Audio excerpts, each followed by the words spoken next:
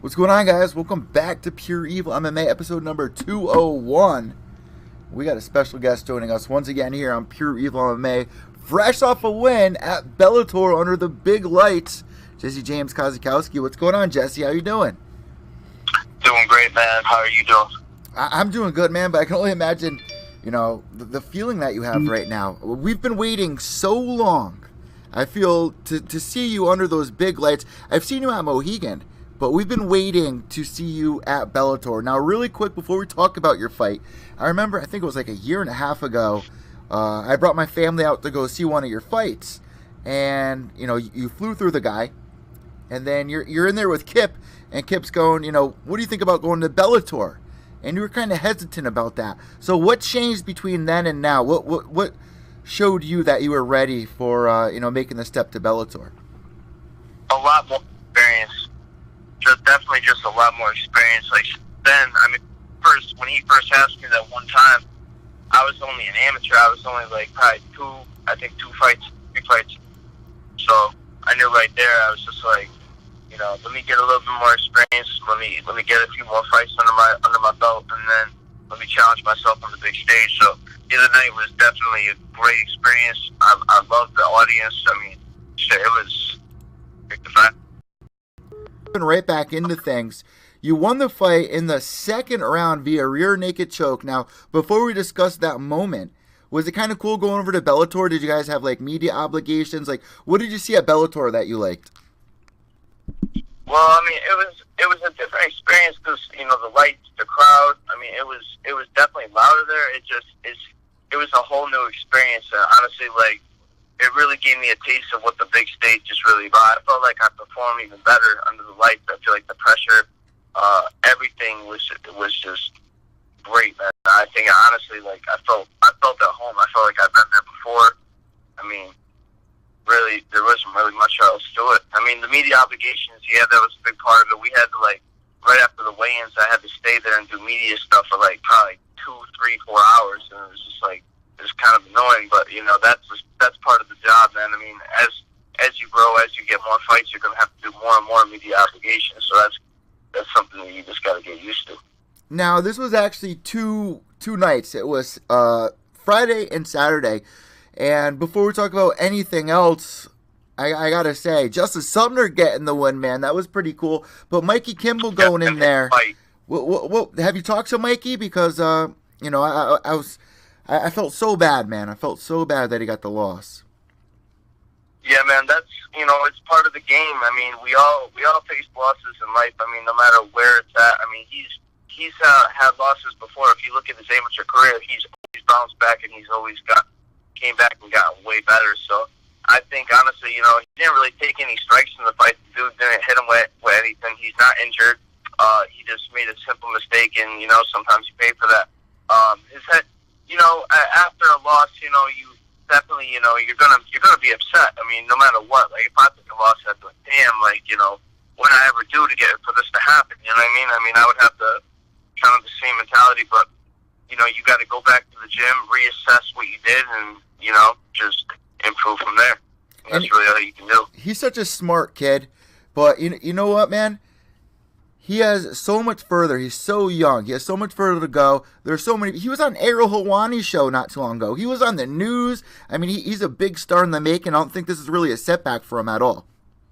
Yeah, there's a lot of, he's got a lot of hype behind him. He's only 21. What other 21-year-old do you know that going through the scenes like Mikey, Like, he's really, he's shown what he can do, and, he's going to continue to do it. He's only 21. He's got, look at a lot of guys' careers go on to like 35, 33. So, you've got a long time to grow. So let's jump into your fight, man. It was the first fight of the night. Was that kind of a relief knowing that you were just able to go out there and start things off? And then not only did you go out there and start things off, but you start things off with a bang. Were you kind of relieved that you were, the first one to go out? I actually thought I was the fourth on the card because when I saw the sheet, it looked like I was going to be the fourth one. Somebody told me that. And then all of a sudden, one of the commissioners, he's like, "You want to bet?" And I said, "You're number 2." And then I ended up being the second one on the card. I prefer actually being I don't really like being the first fight on the card per se, because I like a little time to warm up, get a little dynamic stretch, dynamic warm up. You know what I mean? Get my mitts in, get some grappling work in. When I'm in the back room, you know what I mean? It's go time. You know, when I'm back there, I know I'm about to go put on a performance. I know what I'm about to go do. I'm like, ain't no way am I gonna take a loss, and especially right in Mohegan Sun Arena. That's, I've been fighting there since I was a little kid. So bring us through that walkout, man. What did that feel like to finally make that walk for Bellator? It felt it was like it was a real electric experience, man. The energy was crazy. I took advice, speaking of, from my pops, from Mikey, from a bunch of other people. They said, don't focus on life, just focus on the opponent. I went out there solely. I took everything in, but I used that in the cage. I was using everybody's energy, and I kind of felt like I was in a spot where I was just like, you know what? It's like, there's no way that I'm not going to win this fight. I couldn't think of a single way that I wasn't going to be able to win this fight. I was completely confident going in there. When I walked in, I was just taking it all in. But I was mostly just focused on my opponent, to be honest with you. I was just making sure that I was going to get out of there as soon as possible, which I got done in round 2. I wish it was round 1, but, that's the little things that I'm going to study and correct and, make better in my game. The dude I fought was a tough fighter. It was a tough opponent, so it was good, man. So bring us through that second round. In that first round, what happened exactly there?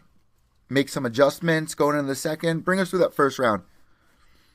Well, through the first round, I ended up on top of him at one point. I hit a double leg. I was tagging him on the feet, hit the double leg, took him down, and then when I got him down, I think I put him in a triangle from side control, because I had his head and my arm trapped around my leg. He was able to somehow reverse me over from there, bridge me over. I think it was because my hips weren't low enough, so I'm gonna work on that. That never really happens when I'm in the gym.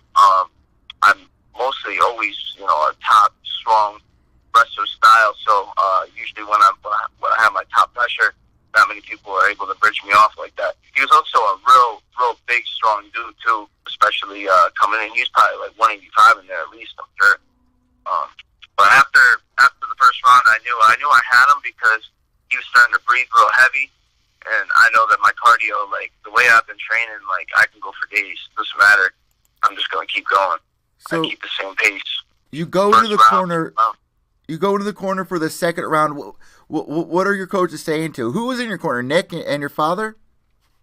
Yeah, I had my boy Jornel Lugo too. He's another fighter actually. He's on the come up. He's gonna be in the scene too. You're gonna hear about him. But my dad, Rob, just the typical. What I mean? They're telling me, you're doing your thing. Just make sure when you're on top, keep the hips nice and low. You know what I mean? The guy that I was fighting, him being a Brazilian Jiu-Jitsu black belt.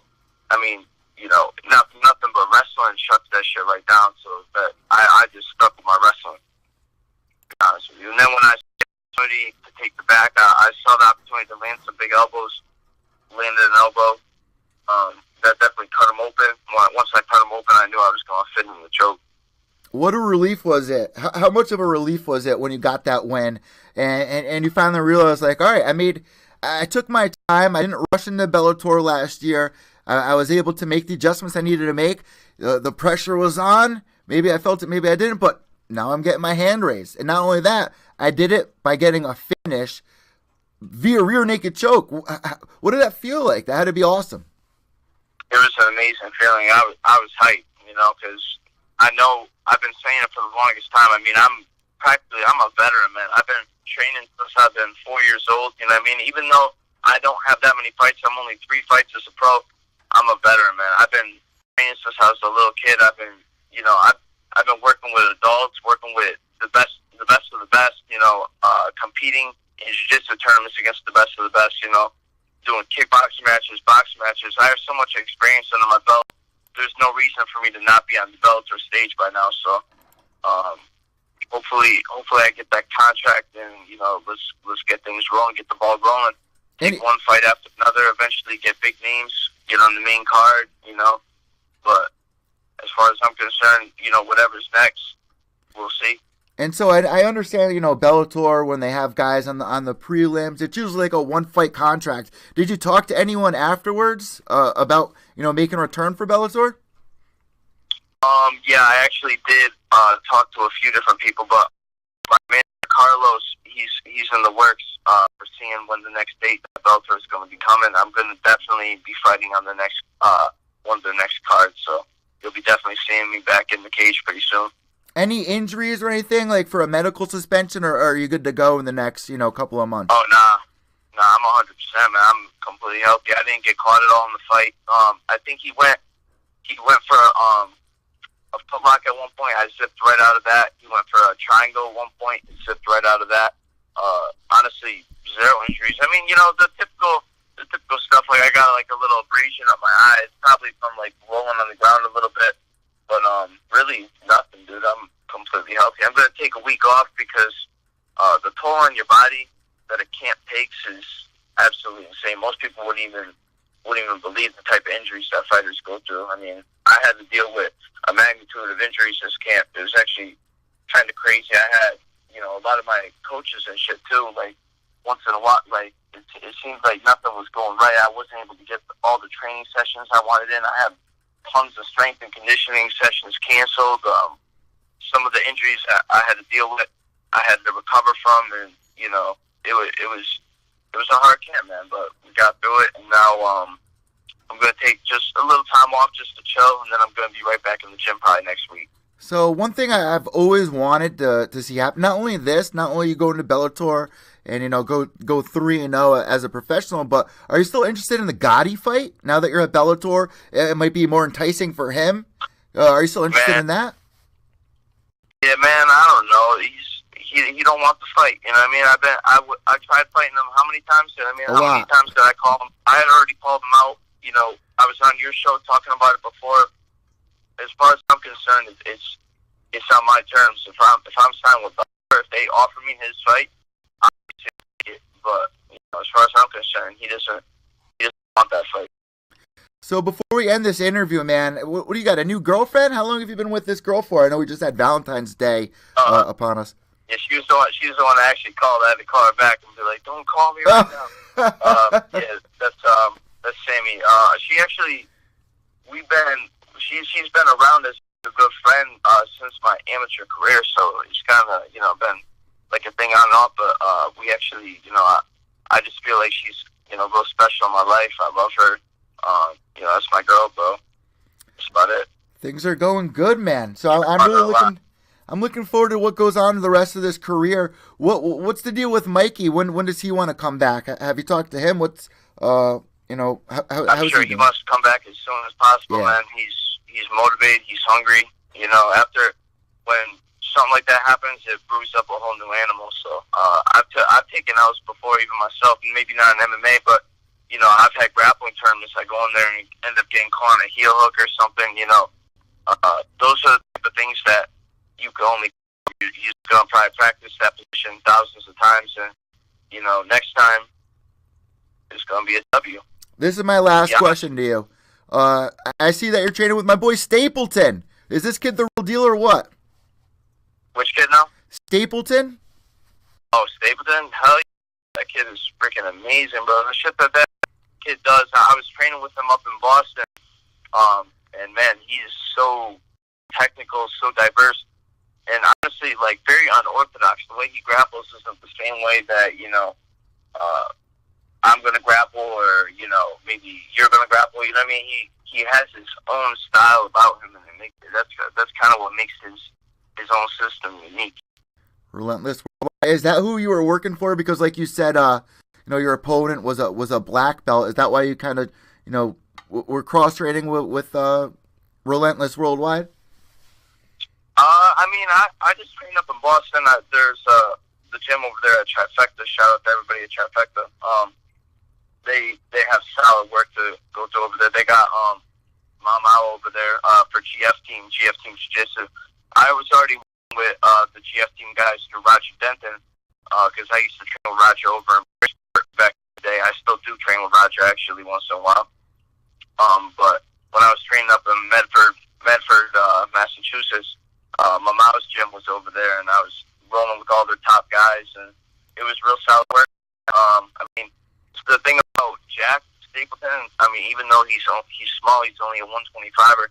I mean, he's got the jiu-jitsu expertise of a master, man. He's real intricate, and he's so passionate about the jiu-jitsu too, man. He's always learning, and that's his lifestyle. The same way that, you know, I spend my time trying to learn and get better in mixed martial arts. He's doing that in jiu-jitsu, and, you know, and on top of that, he's even tearing up the MMA scene right now too. He's a character, man. I saw one of his fights. He was striking. Like, I was expecting him to just ground. He went in there and started striking. Wow. He's real crafty, man. Real crafty, real smooth. So, Jesse, I want to thank you so much for joining us once again here on Pure EVil MMA. I'm really looking forward to what happens as this year goes on. So, you know what we like to do at this point in the interview. The imaginary microphone goes over to you. If you have any shout-outs, any sponsors, anything at all, the floor is now all yours. Just a shout-out to my team, my family, of course. Love my family, my friends, you know, all my supporters. As far as sponsors, you could check out my website at jessejmma.com. You can see, you know, everything that I'm working on, everything I'm working towards. Just check me out. Follow me on IG at @JesseJames_Kos, on Twitter at @JesseJames_Kos, and you can just check me out from there. Jesse, go ahead into the topic. Thank you so much, man. Any more sponsors, anything at all? Shout out to Coaching for Paws, Express Pawn, Brass City Pawn. Let me give it a little shout out to Foundation RX, Allie's Earth Touch Massage. Let me give a quick shout out to MMA Nutrition, my man, the Egyptian Prescription, for his hydrolyte. That stuff's, I'm sure you've been seeing that go along everywhere. And yeah, that's about it, man. Yeah, next time you're over at that pawn shop, ask them about the pig. Remember I was talking to you about they used to have a pig that used to walk around the pawn shop? Yeah, man, I'm telling you. Ask them about it next time you see them. You're from New Haven, right? Yeah. So it's cool. Yeah, so he's over in West Haven. Yeah, yep. So funny, man. Enjoy the rest of your day, and thank you once again for coming on Pure EVil MMA. No problem, my man. Here we go. Just James Kosakowski, guys.